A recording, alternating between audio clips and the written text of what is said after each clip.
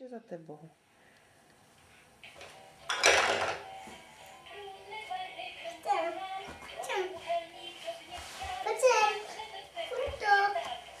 Punťo, jsi taky punťa, prosím tě.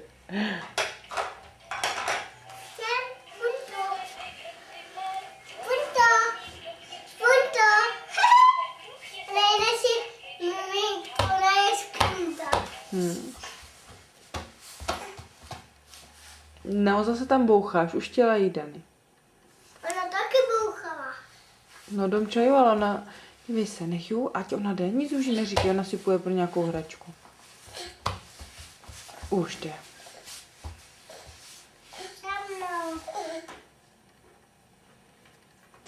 Za dnečkem. Pustí to pijánku a třeba má odměnu, by se tam doplazila. No, kdo tam dal schválně, aby to pískalo? Co? Onem to vytáhne, aby to nepískalo a puzí to.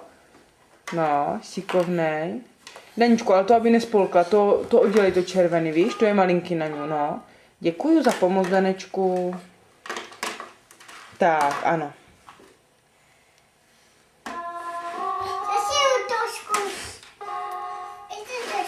Ještě? Ty to, no.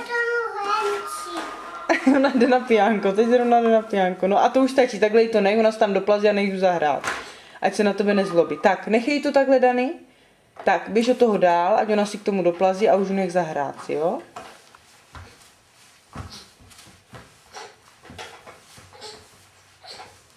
To je kolově tady. A je tam, a je tam. Dominičko, ty jsi to zvládla. Dani.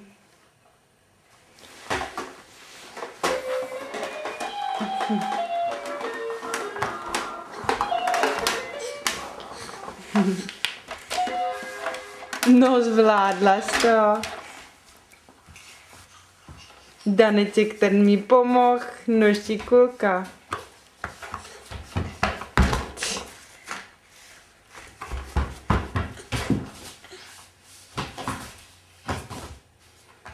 Tak a musíme už zase na to pucladně, na tom studeným, ta naše prdela.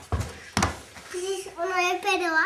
Domi, Mami, ty máš zase ty vlasy, ty se naštílos? Nech to, Daní, teď jenom chytla. Dej pusinku, jestli chceš. Ne, ty dáš na ruku, no radši ne, ty jsi nachlazený trochu zas. No, výborný.